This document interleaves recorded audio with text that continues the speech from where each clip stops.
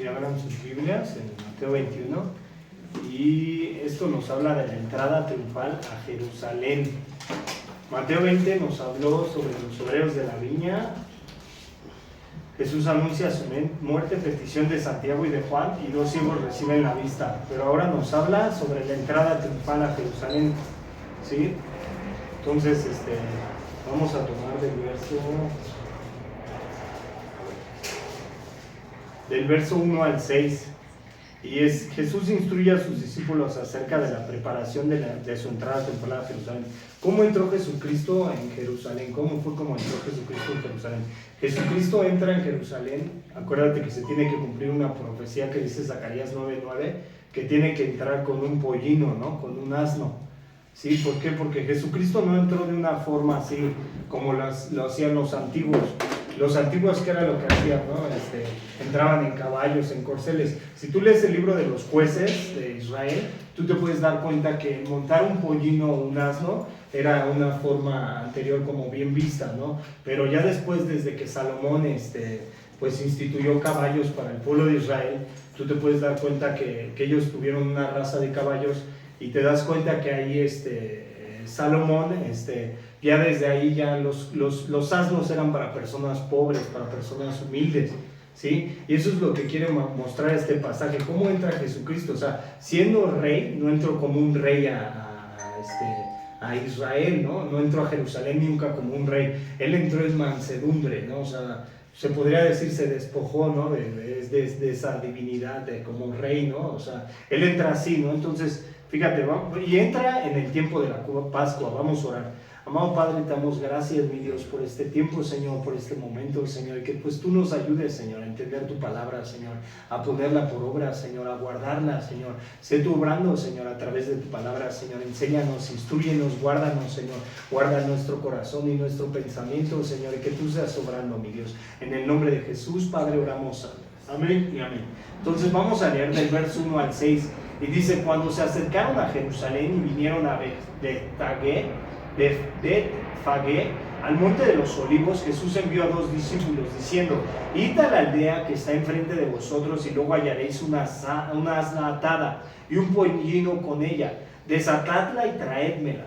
Y si alguien os dijere algo, decídle: Señor, los necesita, y luego los enviará. Todo esto aconteció para que se cumpliese lo dicho por el profeta cuando dijo: decid a la hija de Sión, he aquí tu rey viene a ti manso y sentado sobre una asna y sobre un pollino, hijo de animal de carga. Acuérdate que los judíos en la antigüedad, ¿qué era lo que hacían, no? O sea, los judíos en la antigüedad veían a Jesucristo como un Mesías, pero un Mesías libertador, que los iba a libertar de la esclavitud romana.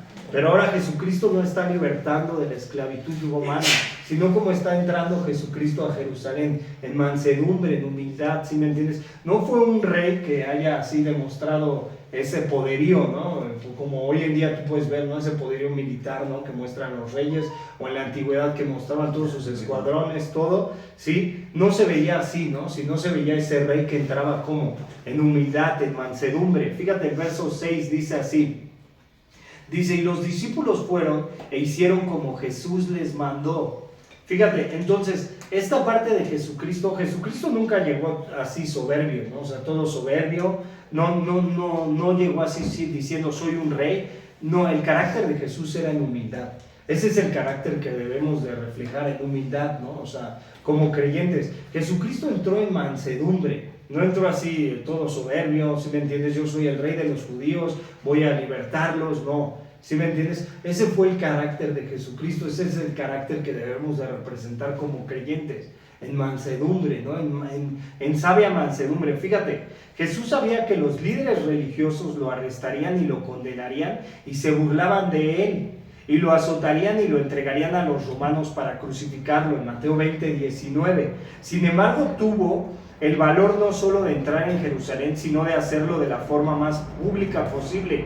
Esto contrasta con su anterior costumbre de suprimir la publicidad. Entonces, fíjate, en el texto del hebreo de Zacarías 9 menciona un solo animal, no 2. Y si asumimos que Mateo entendía hebreo, la cita complementa afirma que Jesús cabalgaba sobre el pollero y no sobre su madre.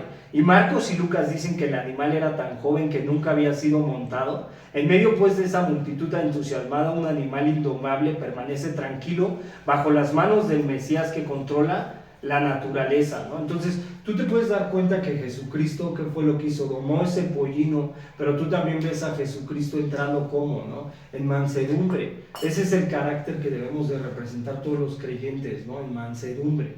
Acuérdate que Jesucristo dijo en Mateo 11, 29 al 30, dice así, vamos a Mateo 11, 29 al 30. Fíjate, ve a Mateo 11, 29 al 30 y dice así: llevad mi yugo sobre vosotros y aprended de mí, que soy manso y humilde de corazón, y hallaréis descanso en vuestras almas, porque mi yugo es fácil y ligera es mi carga. ¿Cómo es el carácter que debe representar un creyente? En sabia mansedumbre. ¿Cómo era el carácter que representaba Jesucristo? En mansedumbre. No el hecho de que nosotros como creyentes pues somos hijos de Dios, eso nos da una prioridad o nos da algo diferente a los demás. Sí, o sea, Jesucristo así en sabia mansedumbre, nunca entró así altivo o soberbio, ¿no? Sí, y tú puedes ver ahora Mateo capítulo 5, verso 5, vamos a Mateo capítulo 5, verso 5, bienaventurados los mansos, porque ellos recibirán la tierra por heredad. Mira, yo sé que a veces el ser manso cuesta trabajo, ¿no? Porque sí decimos nosotros, bueno, soy manso, pero no menso, ¿sí me entiendes? Pero fíjate cómo también tú puedes ganar las batallas a veces como creyente guardando tu boca y quedándote callado, ¿sí me entiendes? O sea, no peleando, ¿sí me entiendes? O sea, Jesucristo nunca entró así, ¿no? En soberbia y todo. ¿Qué es lo que pasa a veces, no? O sea, a veces tenemos también esa parte de nosotros, ¿no? ¿Qué es lo que te dice la Biblia? Dios resiste a los soberbios y das gracia a los humildes, ¿sí? Y dice que quien se humille será enaltecido y quien se enaltezca será humillado. Porque a veces nosotros también como creyentes de repente, ¿no? O sea, estamos, no sé, o en la casa, en donde sea, ¿no? Y de repente alzamos la voz, ¿no? Es que yo soy el padre de familia, es que yo soy la madre y a mí me obedecen, es que yo soy el jefe y a mí me obedecen y se callan todos, ¿no? ¿Sí me entiendes? No. ¿Sí me entiendes? O sea, ese no es el carácter de Jesucristo, ¿no? O sea, Jesucristo tú lo ves entrando en Jerusalén y cómo era Jesucristo, ¿no? O sea, Jesucristo entraba en sabia mansedumbre, ¿no? O sea, Jesucristo no entraba así, ¿no? Todo altivo, todo soberbio, ¿no? O sea, y ese es el carácter que debemos de representar, ¿no? O sea, y en todos los lugares, como creyentes, yo sé que es difícil a veces como creyentes, ¿por qué? Porque a veces hay cosas que no nos gustan. Y tú hoy en día, el mundo, ¿qué es lo que te dice? No te debes de dejar. ¿Sí me entiendes? Porque tienes que alzar tu voz, tienes que defenderte, tienes que pelear tus derechos, tienes que esto, tienes que aquello. ¿Sí me entiendes? Así lo ve el mundo.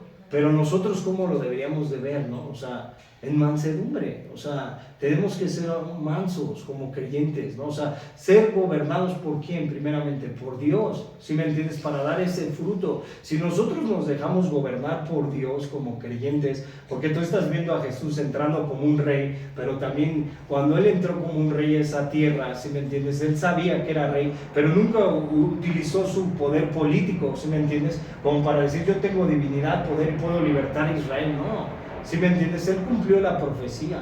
¿Sí me entiendes? Está cumpliendo la profecía, está entrando como un profeta a Jerusalén, anunciando el evangelio, pero el evangelio de paz, no un evangelio de guerra. ¿Sí me entiendes? Tú no ves hacia Jesucristo anunciando ese evangelio como en forma de guerra, ¿no? Peleando con los demás, ¿no? El evangelio que anuncia Jesucristo es un evangelio de paz. Ese es el evangelio que tenemos que tener. A veces como creyentes luego también entramos en conflictos, ¿no? Con los demás. Y a veces estamos así, ¿no? Decimos, no, es que nosotros tenemos la verdad y todo, ¿no? Pablo te dice así, no peleen por vanas disputas que no edifican para la piedad, para la vida eterna. No tenemos que ser llamados a pelear como creyentes. Simplemente lo único que tenemos que hacer es a veces hasta quedarnos callados. Si nosotros estamos predicando el evangelio como creyentes, ¿sí me entiendes? Si tú estás predicando el evangelio y si no reciben a Jesús las personas, recibir a Jesús es de vida o muerte. Y si las personas no reciben a Jesús, ¿qué es lo mismo que nos dice Jesucristo? A ver, si a ustedes no los reciben, quítense el polvo de sus pies y huyan de ese lugar. ¿Sí me entiendes? Y vayan a la otra aldea, porque será más tolerable el juicio para Sodoma y Gomorra que para esta aldea. ¿Sí? Nosotros somos llamados a predicar la verdad, pero en mansedumbre. Somos llamados a, como creyentes, vivir en mansedumbre, ¿no? En forma piadosa y santamente. ¿Cómo vivía Jesucristo?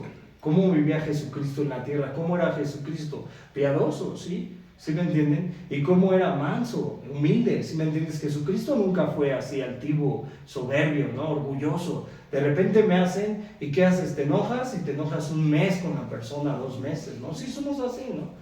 De repente nos enojamos todo el día y la ley del hielo. Hoy le voy a hacer la ley del hielo a esta persona, ¿sí me entiendes? Si no, le voy a hablar en todo el día. Y esa es parte de la mansedumbre, despojarte de tu orgullo.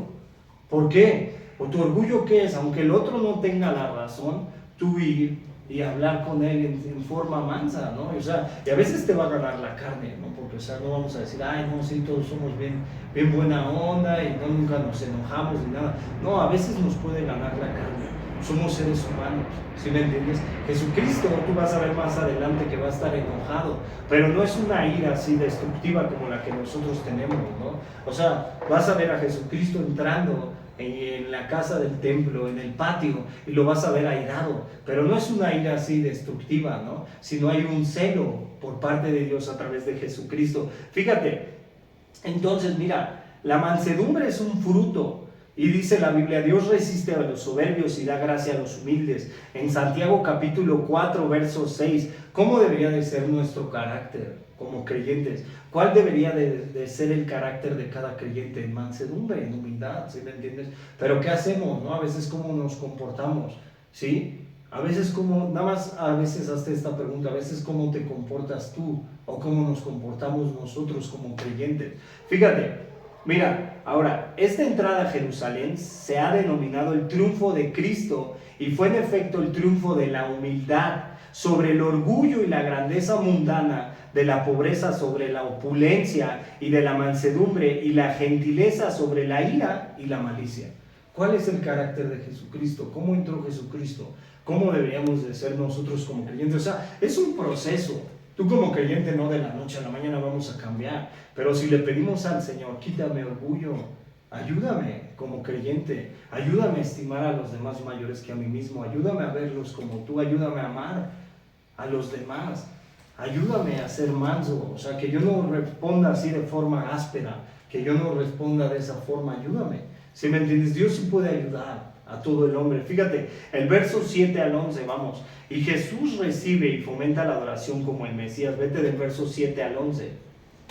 Fíjate, esta profecía se cumple, también, bueno, un poquito atrás me voy a regresar tantito, y te voy a decir que esta profecía también cumplió lo que dice Daniel en las semanas 70, según Daniel, que tenía que entrar. Acuérdate que son 7 semanas que el pueblo de Israel tuvo que ir cautivo a Babilonia, y después 62 semanas cuando el príncipe Mesías fuera muerto, pero también tenía que entrar en esa entrada triunfante a Jerusalén, y se está cumpliendo lo que dice Daniel en el capítulo 9, verso 24 al 27, si quieres tú lo puedes leer, mira. Y cuando dice también que viene un rey humilde, Jesús llegó a Jerusalén con humildad, pero con la debida dignidad.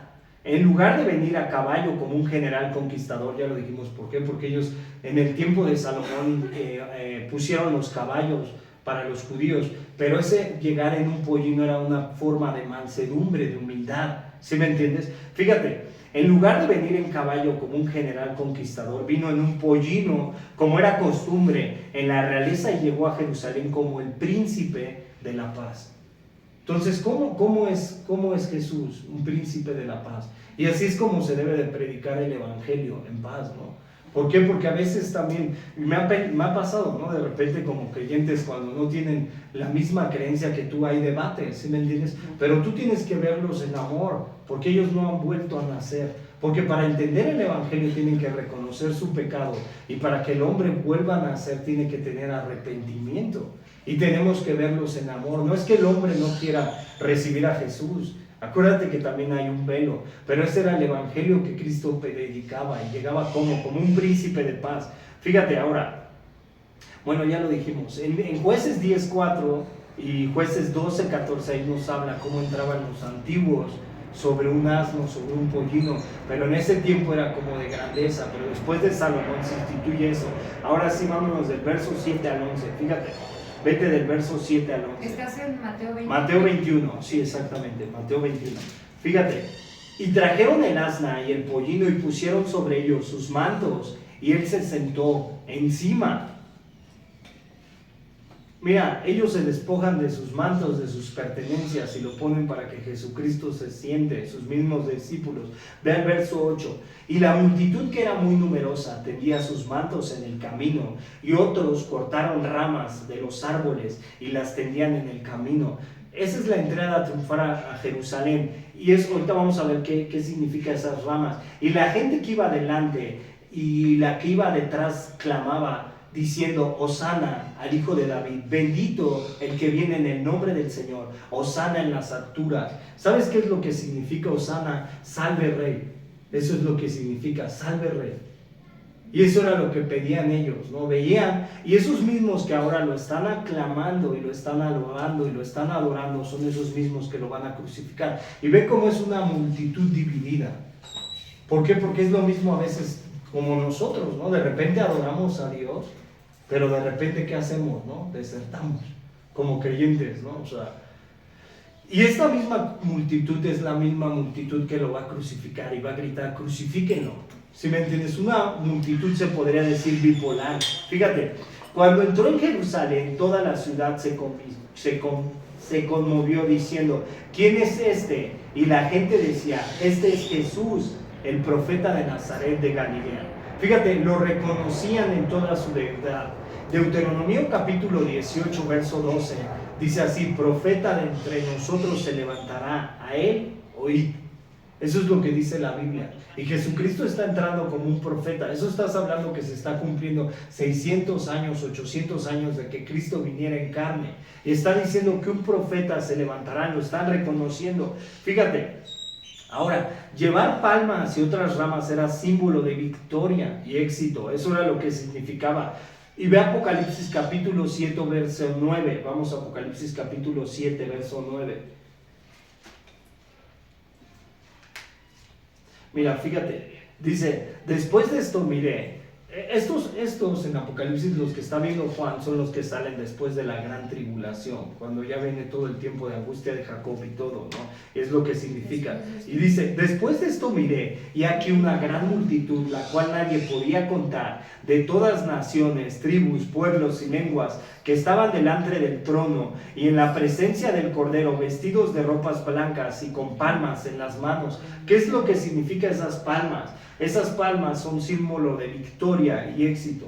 Y eso es lo que están diciendo, ¿no? O sea, con esas palmas están adorando al Rey que vino montado manso y humilde en un caballo, y lo están viendo como el Salvador, como el Mesías, aunque después pues van a cambiar de opinión. Fíjate, ahora cuando dice Hosana, esta fue una adoración mesiánica abierta a Jesús. Buscaban en él la salvación. Hosana significa salva ahora, y se dirigía a los reyes, como en segunda de Samuel capítulo 14 verso 4 y segunda de Reyes capítulo 6 verso 26. Vamos a segunda de Reyes capítulo 6 verso 26.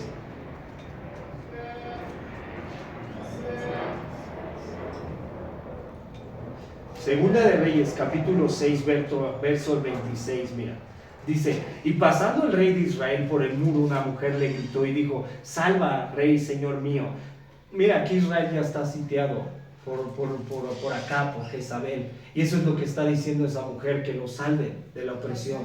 Y eso es lo que esperamos nosotros como creyentes. Nosotros como creyentes, ¿qué es lo que esperamos? Mira, la Biblia dice en Apocalipsis, ve Apocalipsis capítulo 22, verso 17, el Espíritu y la novia dicen: ven. ¿Y qué es lo que significa esto? El Espíritu y la novia dicen: ven. ¿Qué es lo que esperamos? Que el mismo Jesucristo vuelva por segunda vez y que haga una redención para los hombres. La misma Biblia nos dice en Apocalipsis capítulo 8, me parece que es capítulo 8, Apocalipsis nos dice que nosotros gemimos también por dentro, por la venida del Redentor.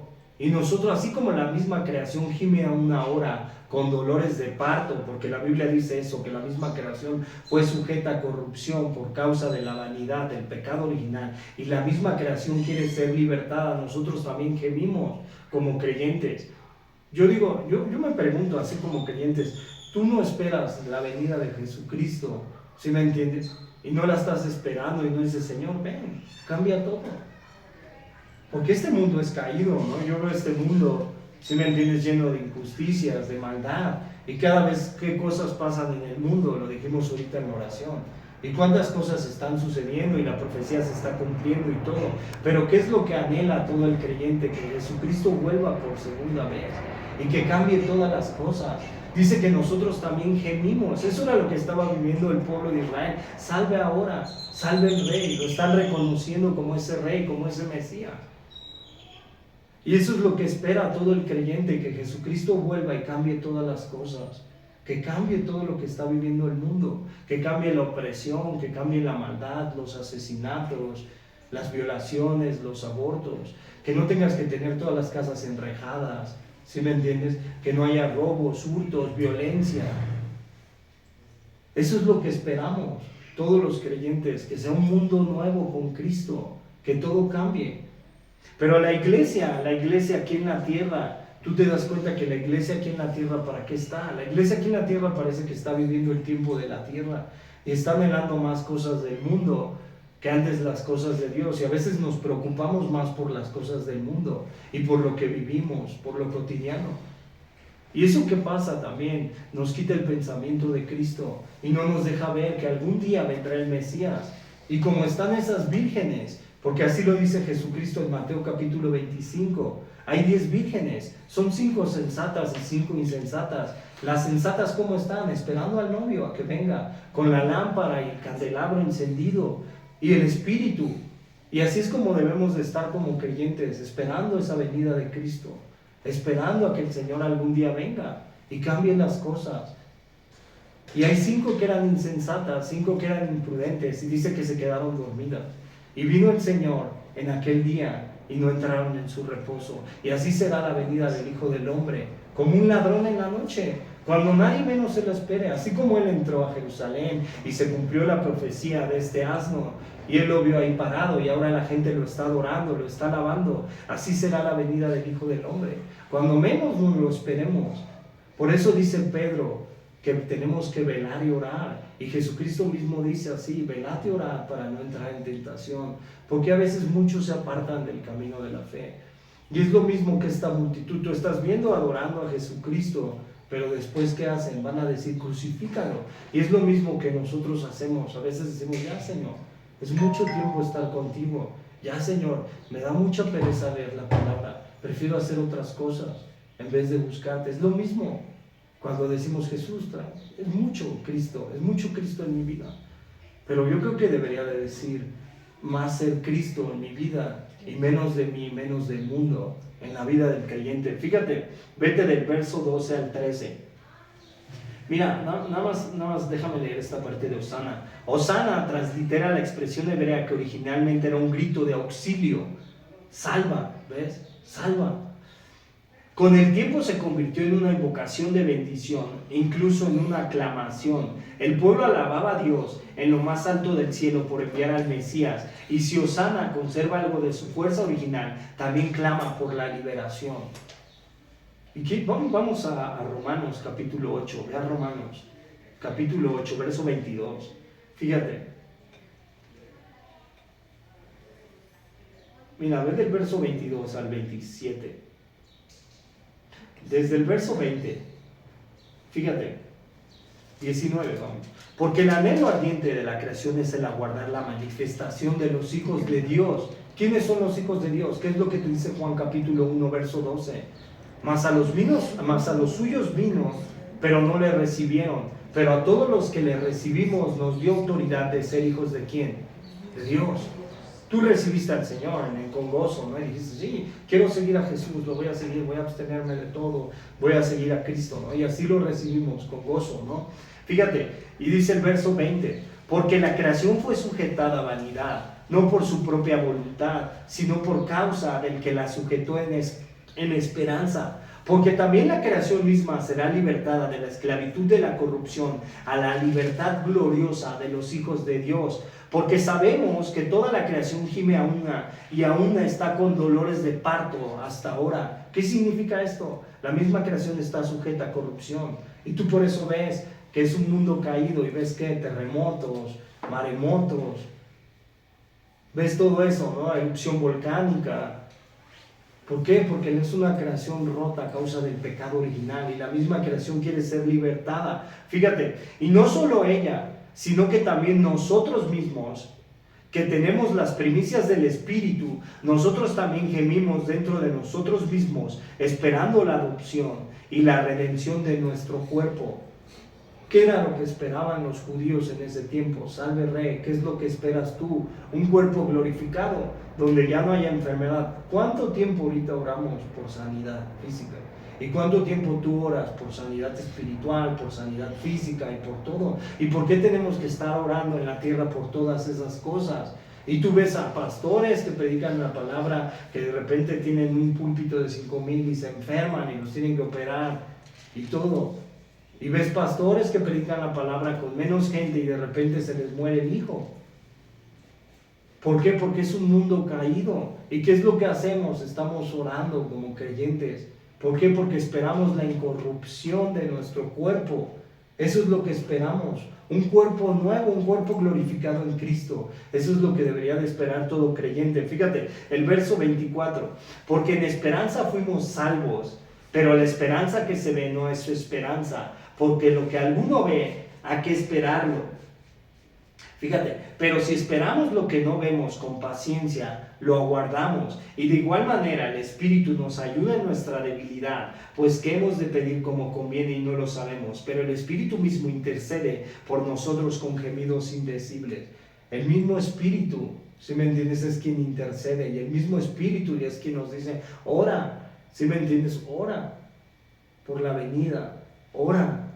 Porque este cuerpo y es el mismo Espíritu que nos dice, ora por las demás almas, ora, empieza a orar, no por tus propias necesidades, porque a veces ¿qué hacemos? Siempre estamos orando por nuestras necesidades y somos egocéntricos y oramos por todo lo que nos hace falta, pero no oramos porque se esparza el Evangelio, no oramos por la conversión de las almas, no oramos así para que Señor toca, ¿sí? Toca a las personas, que te puedan conocer, que puedan ir a los pies de Jesús.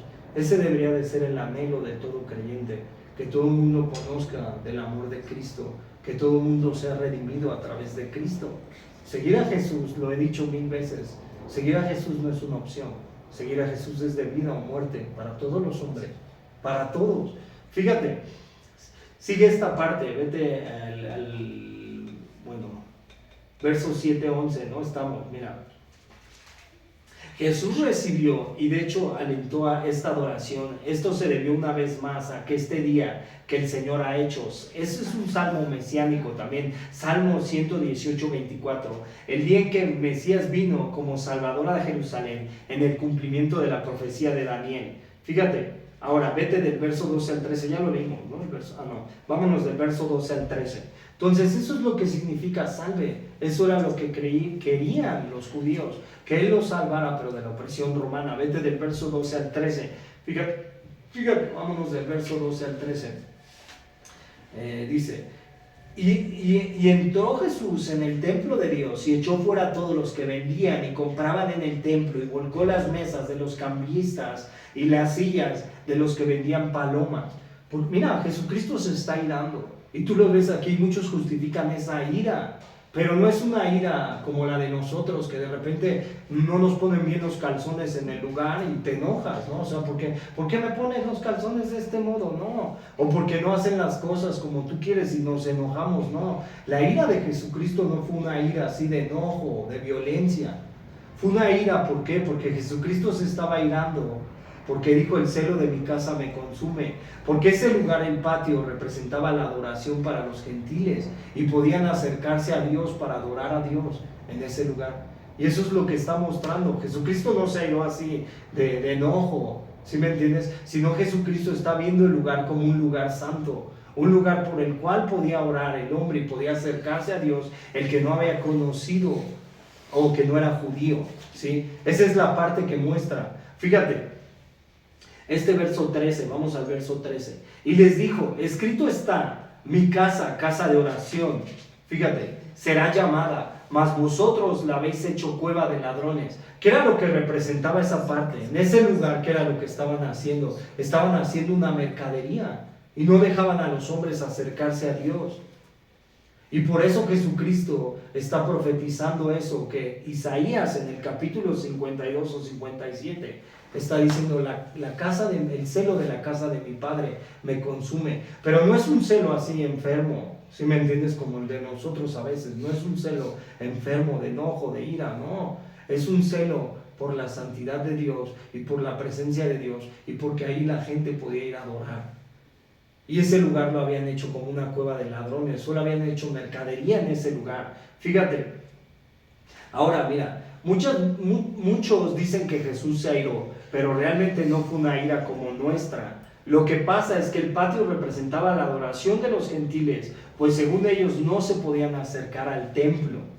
Y fíjate, los comerciantes operaban en los patios exteriores del templo y el único lugar donde los gentiles podían venir a orar. Por lo tanto, este lugar de oración se convirtió en un mercado deshonesto. Eso representaba la adoración. Y fíjate, ahora, Jesús en Isaías 56:7 es lo que dice, no está escrito, mi casa será llamada casa de oración para todas las naciones. Salomón mismo lo dijo, si tú lees la Biblia, Salomón mismo lo dijo, si llegara un extranjero y se postrara y viera hacia el templo y en el patio podía adorar y reconciliarse por Dios, de ahí esa cita muy conocida de Segunda de Crónicas 7:14, que si mi pueblo se humillare, y de ahí si llegaba el extranjero a ese lugar, podía reconocer a Dios y adorar en el patio, y eso es lo que representaba. Entonces tú ves que Jesucristo, ¿a quién vino? Jesucristo vino a que los gentiles se reconciliaran con Dios. Y eso es lo que está mostrando esa parte. Porque si no, nosotros para ser judíos tendríamos que judaizarnos, ¿sí? Y cumplir la ley, una serie de ritos y todo. Entonces Jesucristo, ¿qué es lo que representa? La adoración para todos los gentiles. Fíjate, ahora vete del verso 14 al 17.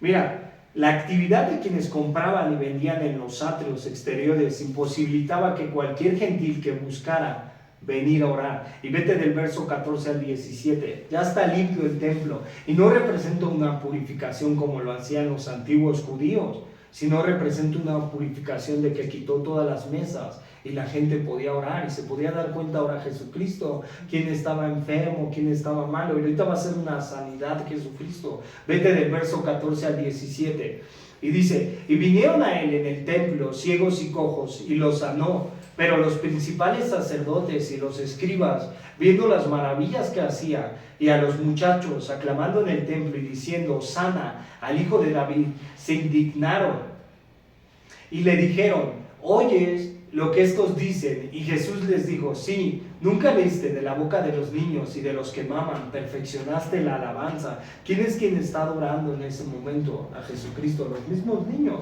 Y fíjate, y dejando salió fuera de la ciudad a Betania y posó allí. Mira, estos ciegos y estos cojos estaban confinados en el patio de los gentiles y no podían acercarse al templo ni acercarse al altar para sacrificar. ¿Por qué no se podía acercar un cojo o un ciego? ¿Qué es lo que te dice la ley? Levítico 21, verso 17 al 23. Vamos a Levítico. Fíjate, Levítico 21. Estos hombres no podían entrar al templo aún siendo judíos, porque hay una ley que representa esto. Ve a Levítico. Fíjate. Qué difícil es cumplir la ley mosaica para todos los hombres. Qué difícil es. ¿Sí me entiendes? Y qué difícil sería para nosotros cumplirla.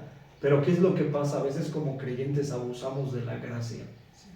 Porque decimos, sí, es que Dios me perdona, y de todo me perdona, y de todo me perdona. Y a veces, ¿qué decimos como creyentes? Y a veces todos los creyentes abusamos de esa gracia. Cuando cumplir la ley es difícil. Vean 21, fíjate, 21, 17 al 23 dice así. Habla Aarón y dile, ninguno de sus descendientes por sus generaciones que tengan algún defecto se acercarán para ofrecer el pan de su Dios, porque ningún varón en el cual haya defecto se acercará, varón ciego, cojo, o mutilado, o sobrado, o varón que tenga quebradura de pie, o rotura de mano, jorobado, o enano, o que tenga nube en el ojo, o que tenga sarna, o empeño, o testículo mayugado, ningún varón de la descendencia del sacerdote de Aarón en el cual haya defecto se acercará para ofrecer las ofrendas encendidas para Jehová. Hay defecto en él y no se acercará a ofrecer el pan de Dios. No podían entrar ni siquiera a ese lugar. ¿Sí me entiendes?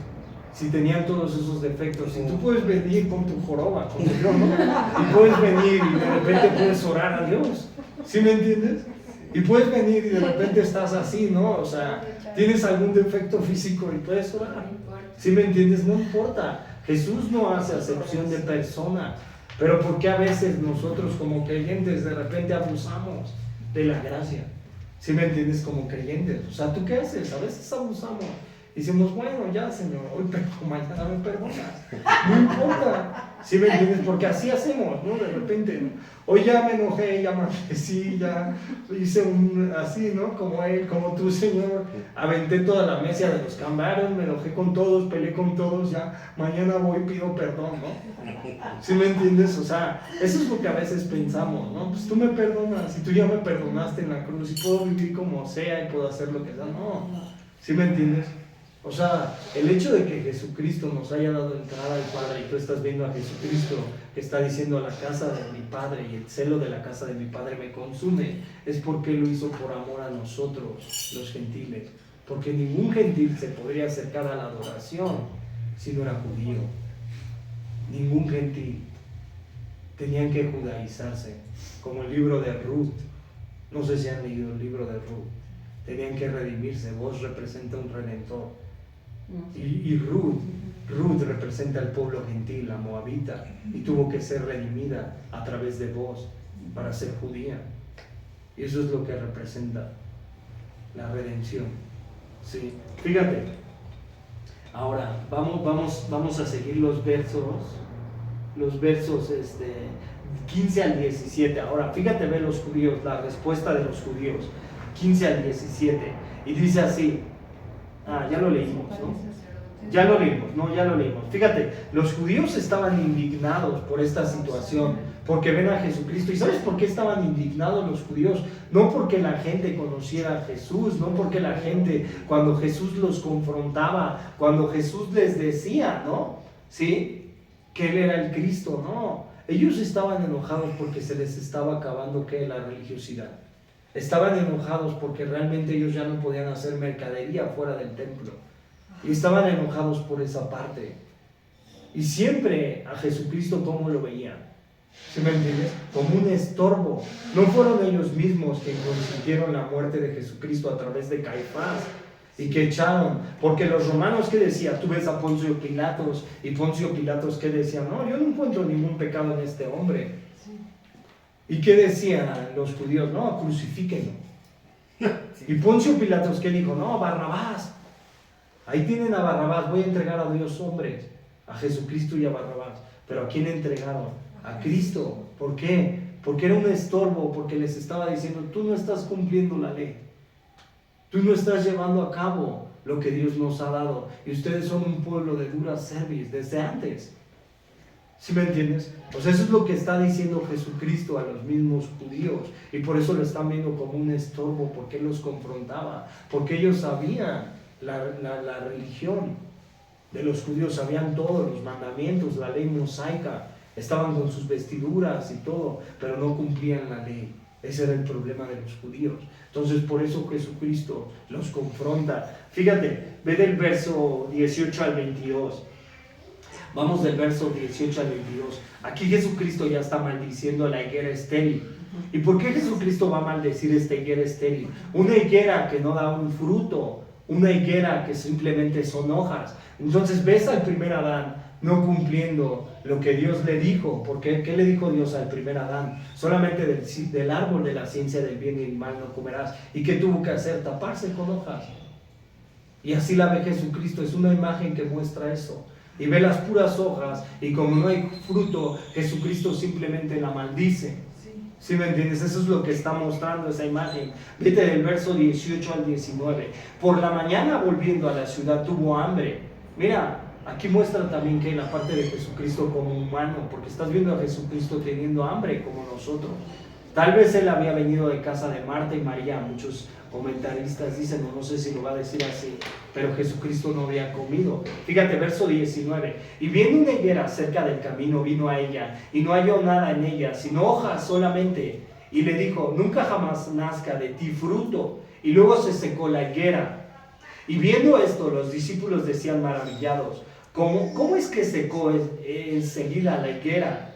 Y respondiendo Jesús les dijo, de cierto os digo que si tuviereis fe y no dudaréis, y no solo haréis esto de la higuera, sino que si este monte dijeres, quítate y échate en el mar, será hecho. Y todo lo que pidieras en oración, creyendo que lo recibiréis. Fíjate, en esta parte, mira, de manera dramática Jesús realizó uno de sus pocos milagros destructivos. Su maldición hizo que la higuera se secara. Vale la pena señalar que los dos milagros destructivos de Jesús, y también a través de la pila de cerdos cuando Él los arroja en el mar, ¿sí? Mateo capítulo 8, verso 30 al 32, a través del endemoniado gadareno, no están dirigidos a las personas. Fíjate, esto explica por qué Jesús realizó este milagro destructivo. En esencia, el árbol era una imagen de publicidad engañosa, pues tenía hojas, pero no higos. Esto no debería de ocurrir con estas higueras en particular, que habitualmente no tenían hojas aparte de los higos. Fíjate, el primer Adán fue la higuera en busca de hojas, pero el segundo Adán en busca de higos. ¿Por qué? El primero, ¿qué hizo? Se cubrió su desnudez. ¿Y el segundo qué? Alimentarse. Fíjate, ahora, en esta parte, mira, del verso 20 al 22, bueno, ya cambiando un poco esta parte. Ahora, fíjate, Jesús seca la higuera, ¿no? Jesús hace que se seque la higuera. ¿Y qué está hablando también, no? Sus discípulos están diciendo, Señor, ¿cómo hiciste esto? ¿Y qué les está contestando Jesús? Si ustedes tuvieran un poco de fe, podrían decirle que esta higuera obedeció, y podrían decirle a un monte, échate al mar. Todo lo que creyeran en oración, pidiéndolo a Dios, ¿no? Creyendo que le recibirán, si tuvieran fe, les será hecho. ¿Qué es lo que a veces nos falta? Fe verdadera. Pero una fe no una fe viviendo nuestros caminos, porque a veces queremos que Dios nos escuche, ¿sí me entiendes? Y estamos viviendo en nuestros propios caminos, y en nuestra propia carne, y en nuestra propia mundanalidad. ¿Y cómo va a ser que el Señor también escuche nuestra oración si nosotros estamos viviendo en nuestros caminos? Que aunque Dios en su misericordia y en su bondad sí te puede escuchar. Pero fíjate, habla de fe, pero una fe que cumple caprichos, no una fe que cumple caprichos, una fe verdadera. Esta es una fe verdadera, lo que está hablando Jesús. Ve a Primera de Juan, capítulo 5, verso 14 al 15, y Mateo 6, 6, Primera de Juan. Fíjate. Primera de Juan, capítulo 5, verso 14 al 15. Mira, dice, y esta es la confianza que tenemos en Él, que si pedimos alguna cosa conforme a su voluntad, Él nos oye. Conforme a su voluntad, no nuestros caprichos, no nuestros propios anhelos, no nuestros propios deseos. Porque a veces, ¿qué es lo que queremos? Queremos nuestros propios anhelos, nuestros propios deseos. ¿Y por qué no pedimos por la conversión de las almas? ¿Y por qué no pides por el compañero de trabajo que no ha conocido del amor de Jesús? ¿Y por qué no sigues pidiendo por tu familia que no te llevas con ella? ¿Y por qué no seguimos pidiendo por los demás? ¿Por qué? Porque cuando el último pecador o el último escogido se arrepienta, viene el fin. Porque no dice la Biblia, y será predicado el Evangelio en todos lugares, y ahora vendrá el fin. No dice eso Mateo capítulo 24, o me estoy equivocando. ¿Y cuándo se va a cumplir ese tiempo de que Jesucristo venga? ¿Y qué parte está haciendo la iglesia? Y a veces nosotros sí, ¿no? O sea, nos encontramos a veces en problemas, en pruebas, porque a veces, ¿qué pasa? ¿No? A veces las cosas no salen como nosotros queremos, pero a veces eso hace que se ahogue la palabra y que se haga infructuosa. Pero estamos pidiendo cosas a Dios para nosotros mismos. Y no es malo que tú le pidas a Dios para ti mismo, pero las cosas conforme a su voluntad es lo que más le agrada a Dios. Fíjate, el verso 15 dice: y sabemos que Él nos oye en cualquier cosa que pidamos. Sabemos que tenemos las peticiones que le hayamos hecho. Y vea Mateo capítulo 6, verso 6. Bueno, no vayas. ¿Qué dice? Pedid y se os dará. Tocad y se abrirá. Porque nadie aquel que pide no recibe. El Señor sabe de tus peticiones, pero tienen que estar alineadas ¿a quién? A la voluntad de quién? De Él. No Él mismo dijo en el Padre Nuestro, dijo: y hágase tu voluntad en la tierra como en el cielo. Y a veces que queremos un poco de nuestra propia voluntad. Señor, haz mi voluntad, ¿no? Le empezamos a pedir cosas. ¿Sí me entiendes? Y no es malo. No es malo que le pidamos cosas que necesitamos como creyentes. Tenemos un Padre que es amoroso, que suple nuestras necesidades, pero también un Padre que es claro, que te dice: ¿qué te dice más? Busca primeramente el reino de Dios y su justicia, y todas las demás cosas vendrán. ¿Por qué? Por añadido. Y a veces nos afanamos, ¿no? Y me incluyo. Te afanas a veces por lo terrenal, y a veces te afanas. Y no mismo Jesús dijo que no te afanes por el día de mañana, no te afanes por el que has de vestir, por el que has de comer, porque cada día trae su propio afán. Cada día, fíjate. Entonces, pedir con fe. Vamos a los siguientes versos. Versos 23, ¿no? 23 al 27, fíjate. Dice así, verso 23 al 27. Cuando vino al templo, los principales sacerdotes y los ancianos del pueblo se acercaron a él mientras enseñaba y le dijeron: ¿con qué autoridad haces estas cosas? ¿Y a quién te dio esta autoridad? Y es una pregunta. ¿Y tú cuando lees este texto, qué dices? A ver, ¿qué le están preguntando? ¿Con qué autoridad haces estas cosas? ¿Cuál es la autoridad de Cristo? La del Padre. No dice que es la misma imagen de Dios invisible, el primogénito de toda la creación. ¿Y con qué autoridad está haciendo Cristo esas cosas? ¿Con la imagen de quién? Del Padre. Pero ¿qué es lo que están haciendo los judíos? No están reconociendo la deidad de Cristo. Fíjate, el siguiente verso, el verso 24. Y respondiendo Jesús les dijo: yo también mira, ve cómo los va a reprender Jesús, y ve la contestación de Jesucristo. Yo también os haré una pregunta, y si me la contestáis, hasta me da risa este texto, y si me la contestáis, también yo os diré con qué autoridad hago estas cosas. El bautismo de Juan, ¿de dónde era? ¿Y por qué no contestaron? Y se quedan callados, vas a ver. Fíjate, ¿del cielo o de los hombres? Y decían, si del cielo, pues viene de parte de Dios. Y si de los hombres, pues no, así, ¿no? Fíjate, ellos entonces discutían entre sí diciendo: si decimos del cielo, nos dirá: ¿por qué pues no le creíste? Y si decimos de los hombres, tenemos al pueblo, porque todos tienen a Juan por profeta. Y respondiendo a Jesús dijeron: no sabemos. Y él también les dijo: tampoco yo os digo con qué autoridad hago estas cosas. O sea, como que Jesús les dijo: si ustedes no me responden lo que yo les estoy preguntando, porque están encubriendo, porque están diciendo, bueno, si decimos del cielo es de parte de Dios, si decimos de los hombres es porque Juan el Bautista era un profeta, fue el último profeta, según Lucas capítulo 1. Entonces eso es lo que está demostrando Jesucristo. Fíjate, ahora esta parte, mira, en esta parte, mira, respondiendo solo después de calcular cuidadosamente las consecuencias políticas de cada respuesta, los judíos no parecían interesados en responder la pregunta con honestidad, sino con astucia. Esto demostró que les interesaban más las opiniones de la multitud que la voluntad de Dios, por lo que Jesús no les respondió. Y a veces es lo mismo que nos pasa a nosotros como creyentes. A veces cuidamos más lo externo que el corazón. ¿Y qué hacemos? ¿No? Que la apariencia sea muy buena y que estemos bien aparentemente, y lo interno, que es el corazón, ¿cómo está? Apartado de Dios. Y a veces buscamos la aprobación, pero lo de los de afuera, y no la de Dios. Y a veces no nos negamos a cosas que a Dios no le agradan. ¿Sí me entienden? O sea, porque participamos. Como mismos creyentes a veces participamos. ¿Y qué es lo que te dice la Biblia? La carne y la sangre no heredarán el reino de Dios. ¿Y por qué si conocemos a Jesús y por qué si hemos seguido a Cristo, a veces todavía seguimos en lo mismo?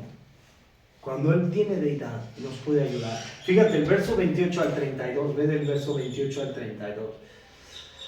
Dice, pero ¿qué os parece un hombre? Mira, ahora cómo les contesta con una parábola. Pero ¿qué os parece un hombre? Tenía 2 hijos.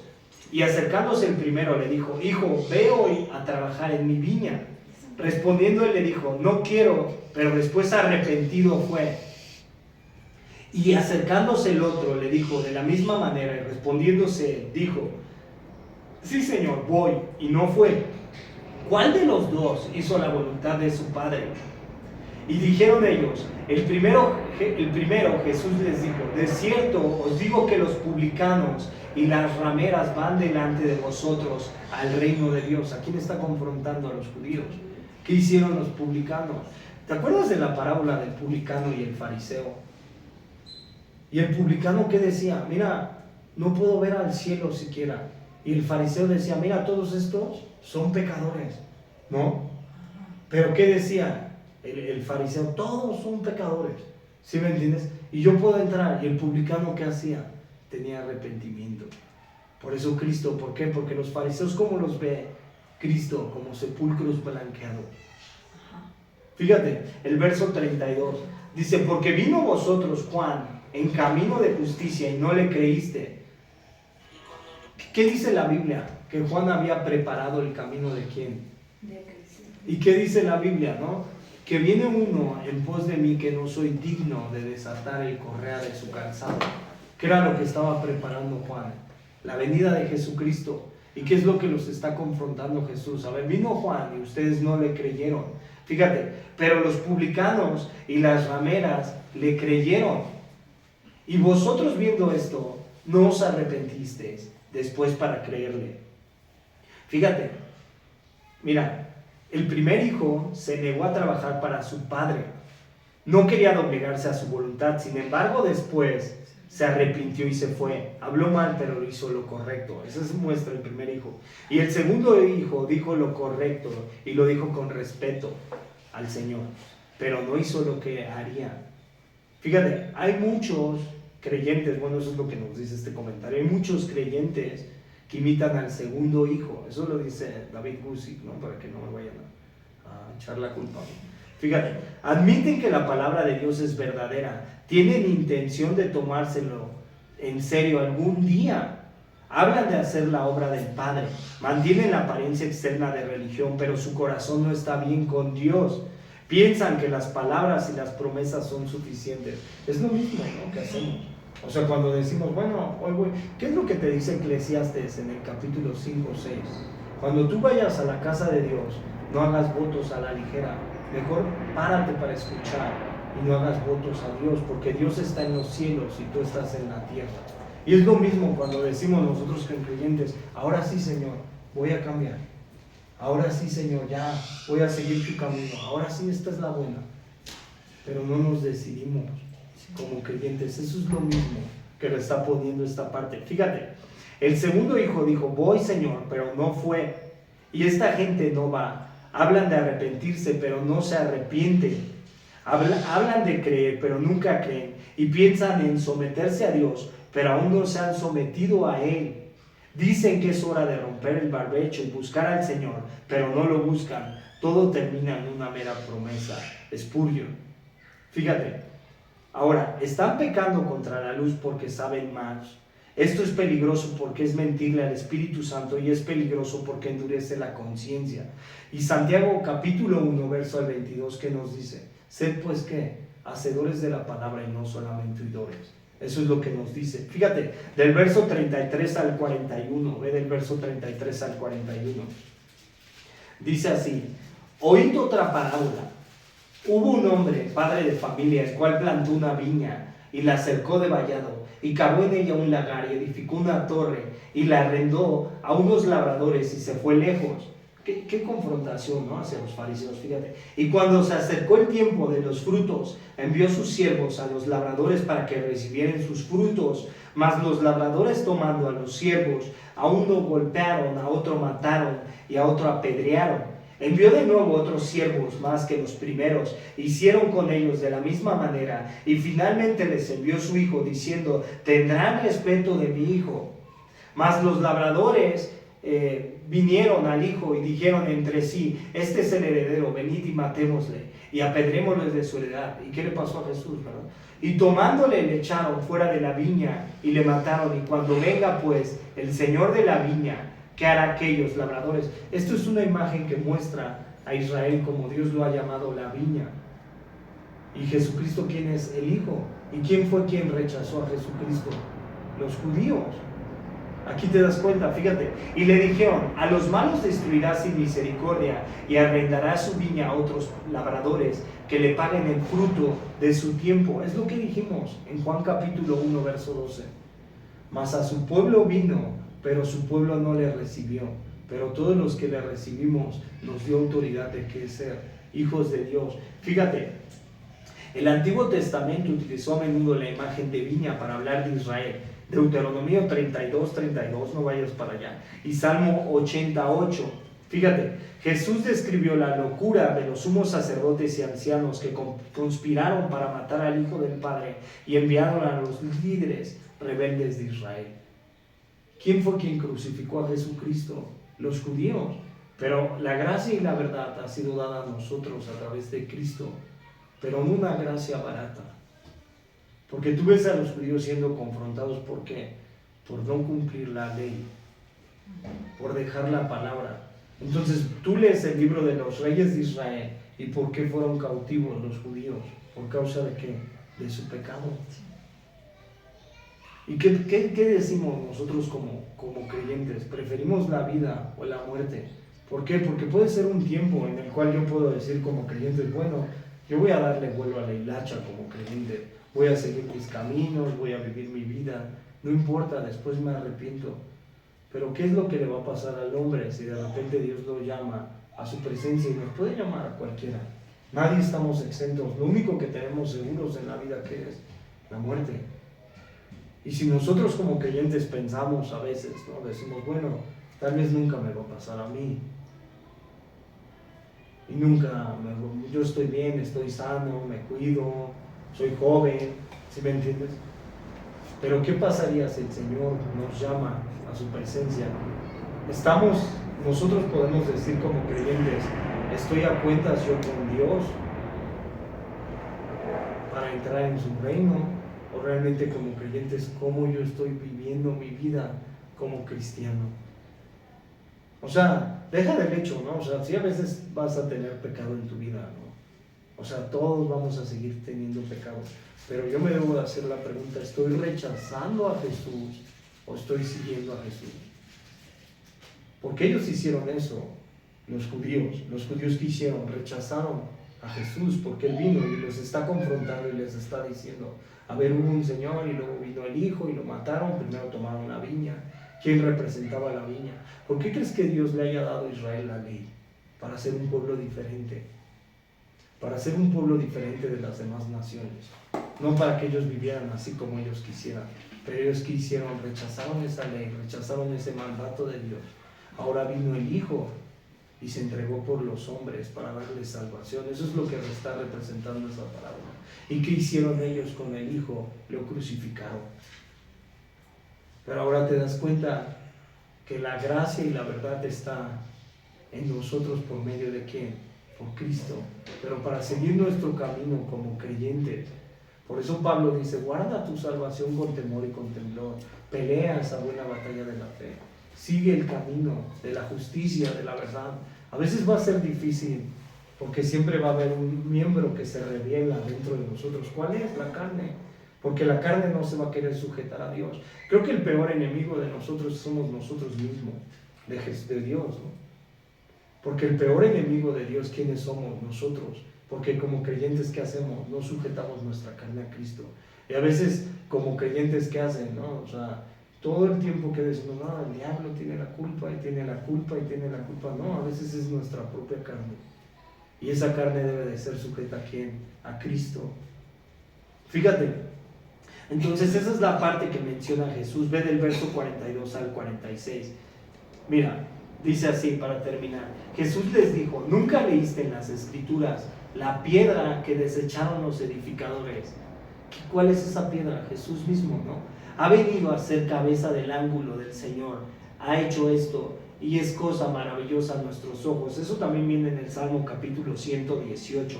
Por tanto os digo que el reino de Dios será quitado de vosotros y será dado a gente que produzca los frutos de él. Y ahora, ¿los judíos en dónde están hoy en día? Están llorando, ¿no? En el muro de los lamentos. ¿Y qué están esperando? A un Mesías, pero un Mesías no verdadero. ¿Sí me entiendes?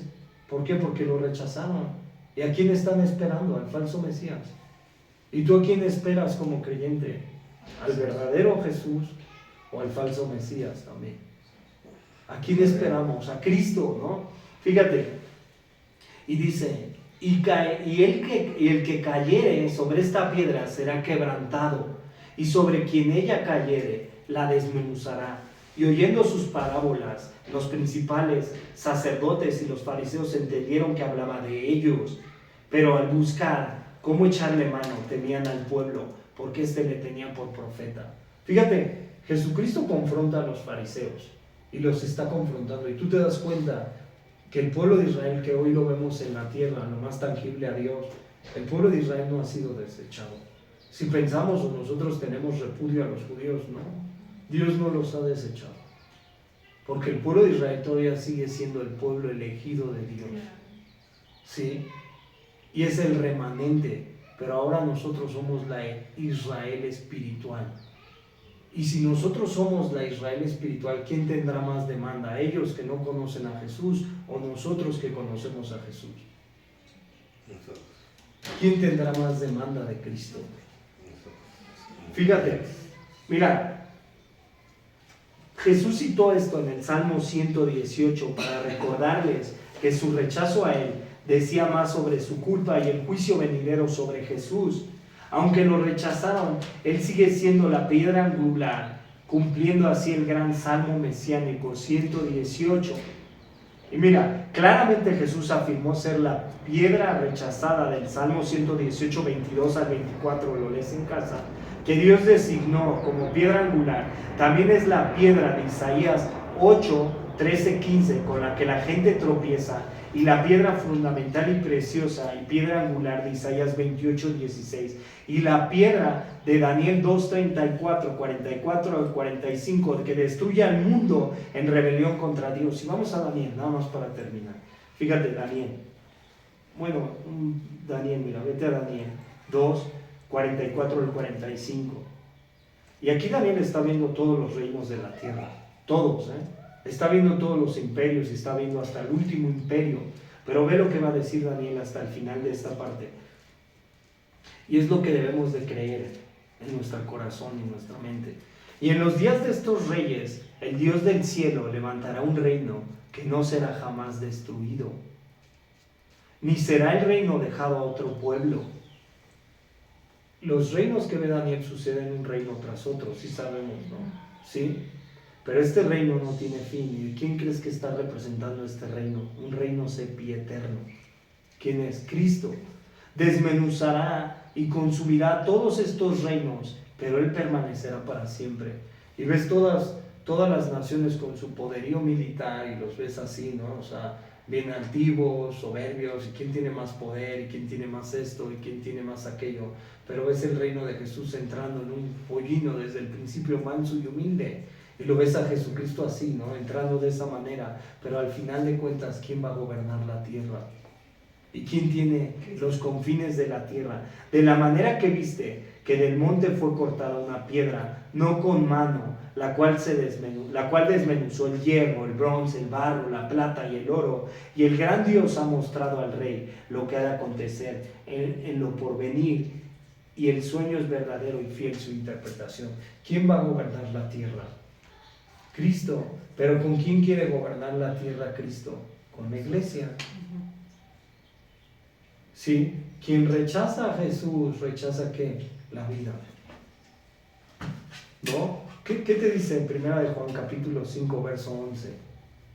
Y este es el testimonio que Dios nos ha dado, la vida.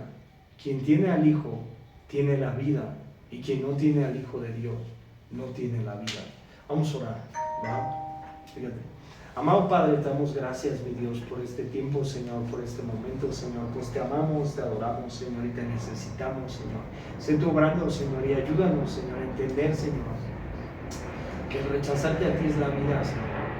Que debemos de perseverar, Señor, en tu camino, Señor, no porque el hombre, Señor, no lo haga saber, Señor, sino por ti, mi Dios, porque tú eres verdadero, tú eres justo, Señor, y tú gobernarás, dominarás la tierra, Señor. Y sabemos, Señor, que a pesar de que todo lo que estamos viviendo hoy en día, Señor, todas las situaciones que se viven, todo el caos en la tierra, a lo mejor hay incertidumbre, Señor, siguen pasando cosas, Señor, pero tú tienes el control de todo, Señor, porque tú eres soberano, Señor, porque no hay Dios en la tierra, Señor, que se iguale a ti, Señor. Ayúdanos a entenderlo, a saberlo en nuestro corazón, y así como tú veniste, Señor, en mansedumbre, en humildad, Señor, ayúdanos, Señor, a ser parecidos a ti, Señor, a que nos parezcamos más a ti y a que prediquemos el Evangelio con amor, Señor, hacia los demás, a que no veamos las almas como que pues no saben la verdad, Señor, sino que tú nos ayudes, Señor, a ver las almas como tú las ves, Señor.